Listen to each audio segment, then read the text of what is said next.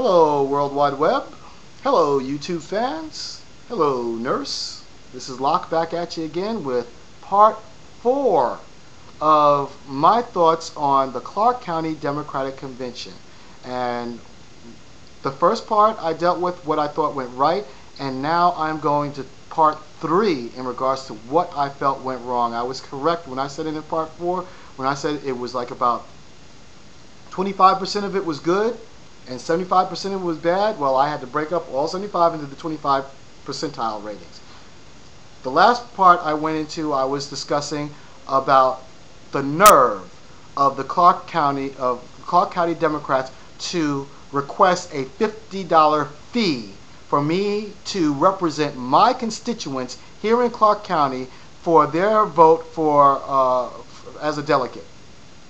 For them to want to actually imply that I should be charged $50.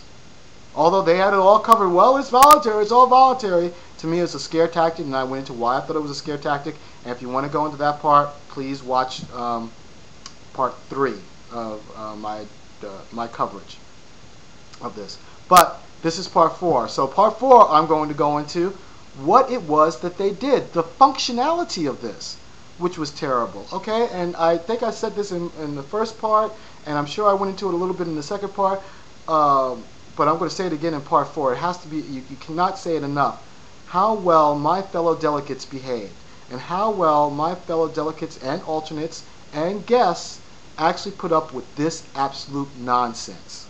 Okay, so I show up at 8 o'clock in the morning, you know, sign up all my paperwork and everything like that, you know, as a delegate and things. Now, as you know, if you are going to get a chance to, if you want a chance to go to the state to represent the state, to represent your county in the state of Nevada, then you need to actually sign some paperwork saying that. And then if you want to go from the state to the national convention, you also need to sign some paperwork saying that. Now, the way a caucus is supposed to be held is that then you are given amount of time to say why you feel that you will be able to best represent Clark County as a delegate for the person whom you're supporting. In my example, it would be Barack Obama. Why you would be a good delegate for that. Okay? Well, they felt they had too many people. They had so many people and too many people, so you know, we're going to give you guys a little bit of time, 30 seconds each, 30 seconds each. Why? Well, a whole bunch of us got up who, I mean, of all the delegates that were sitting in this huge room representing Barack Obama, I would say over half of us got up to say that we wanted to go on to the state convention and thereby go to the national convention. Okay? They got overwhelmed by that part. Then they said, well, we'll give some of you some time to speak and give you the 30 seconds to speak. Exactly, I would say 3 minutes into the 30 seconds to speak, so you can do the math and figure out how many people actually got a chance to speak, okay?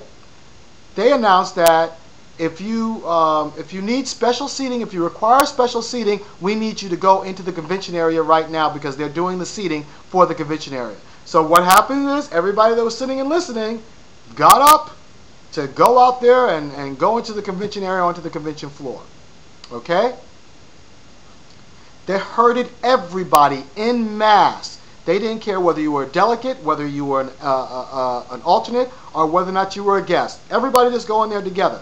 Now you get everybody in there together, and they listen to a bunch of speeches by people who are running for judge, who are running for this, who are running for that. All of this, which is good that we know that we're running for them and everything like that, but it has nothing to do with why we're here. We're here as delegates to find out who is going to be going to the state to represent the state as delegates, and then who is going to go on to the national. And majorly here, not just that, that's the secondary reason. The main reason we're here is to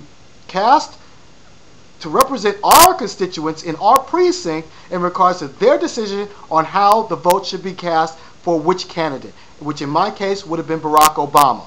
Okay? But no, they have all these people, people after people, judge after judge, that are running for this, running for that. Nothing to do with why we're here. Nothing at all. That time when we're listening to all these different people could be time that they could have relegated to actual delegates who actually want to represent to represent the county, to go to the state, could have had time to speak up on that podium and say what they wanted to say. But no, that would be too much like right. So not only do we have to listen to this, then in between they're interrupting us with like little periodic updates and things like that on what's going on and how things are going to be going. So then they want us to, all of us got oh boy, oops, okay, delegate credential. These delegate credentials were hanging around our things, and then we had this here, which we would rip off, and then we would drop it down to cast our vote. The first thing was a straw poll, which if you were pre-registering, you got to put that in your straw poll the day before, and in regards to your vote, which in my case exactly was for Obama, because see what you do is you would circle it, okay, and then you would drop it into there, okay. Well, I think I'm going to have to go into part 5 because I think I'm going a little bit long. So I'm going to go into part 5 in regards to what actually happened with this, because this is another part of the fiasco of that day. So if you want to know about what happened with that, listen to part 5. That's it for this part. May all bless America. Lock out.